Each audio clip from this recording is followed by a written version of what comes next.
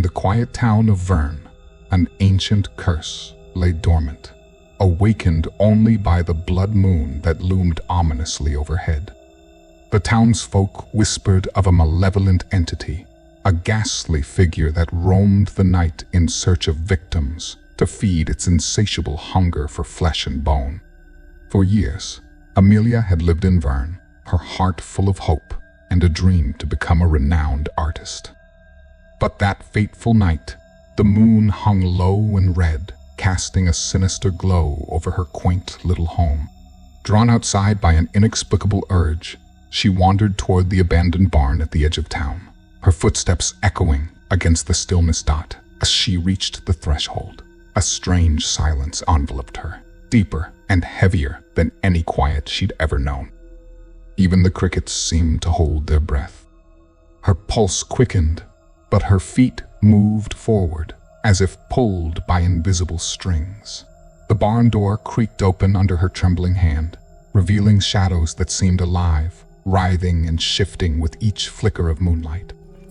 Inside, the air was thick with a metallic scent, and the walls were smeared with dark, viscous stains. In the center of the room, a crude altar stood, littered with grotesque trophies, human limbs of various sizes and shapes, glistening under the moonlight, each one a testament to a life lost. She stood frozen, her breath shallow, when a distant rumble of thunder reached her ears. The storm was drawing closer, the sound of rain whispering its arrival on the roof. But the storm wasn't what made her heart pound against her ribs. The shadows moved again, independent of the light. Behind her, a soft exhale brushed the nape of her neck, cold, deliberate. Her skin prickled, and a shiver ran down her spine as the rain outside intensified, a frantic rhythm against the old wooden roof. It was as if the storm carried something within it, something unseen, unnatural. Before she could react, a shadowy figure lunged at her, its hands like sharpened claws. Amelia tried to scream, but the sound was swallowed by the darkness. The creature's fingers dug into her flesh, and with a sickening pop, it ripped her left hand clean off, leaving her to gasp in agony. Blood sprayed the walls as the creature feasted on her severed limb, relishing the sound of her cries. As she writhed in pain, the shadows enveloped her, and her vision blurred. The creature's eyes sparkled with an otherworldly hunger as it approached her once more, this time focused on her nails. One by one, it peeled her fingernails from their beds, each one accompanied by a sharp, agonizing pull that made her scream echo through the night.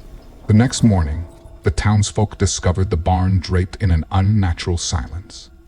They found Amelia's body sprawled out, her limbs dismembered, and her fingers splayed like a macabre work of art. The altar was adorned with her severed nails, a haunting reminder of what had transpired.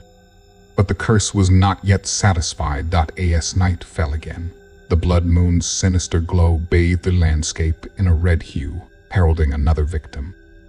Jacob, a skeptic of the supernatural, dismissed the whispered warnings of the townsfolk with a dismissive wave. Tales of the entity were nothing more than superstitious nonsense. Determined to prove them wrong, he armed himself with only a flashlight and strode toward the barn at the edge of town. The air was heavy, thick with the electricity of an approaching storm.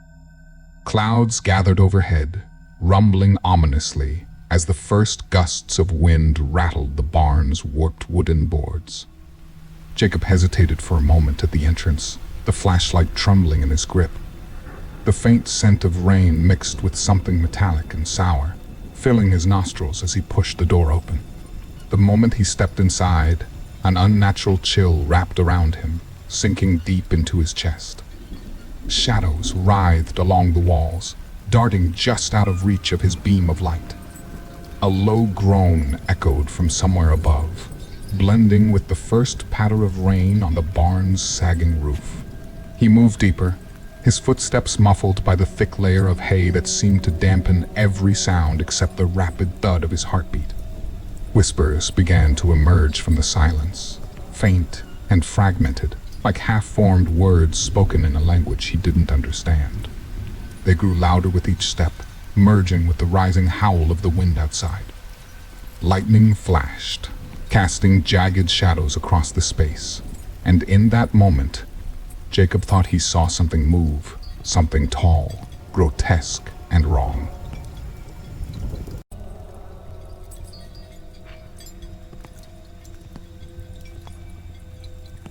Before he could react, the creature materialized in the center of the room, its elongated limbs dripping with the remnants of its last feast. Its eyeless face turned toward him, and its jagged mouth twisted into a grotesque grin.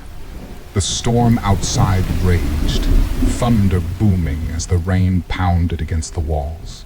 Jacob stumbled back, but it was too late. The creature lunged at him. It seized his arms, twisting them with inhuman strength until the bones snapped like twigs. His screams mingled with the howling wind as it gripped him tighter, its jagged claws peeling away his fingers one by one.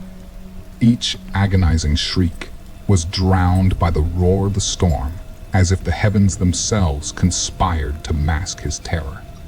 Blood pooled around him, glinting in the flashes of lightning as the creature savored his torment. Finally, Jacob's body slumped to the ground, lifeless, his eyes frozen wide with disbelief and horror. The storm began to subside, leaving only the faint whispers of the barn's newest victim to join the countless others who had fallen to the blood moon's curse. The town of Vern continued to tremble under the curse of the unknown creature, as one by one it claimed its victims.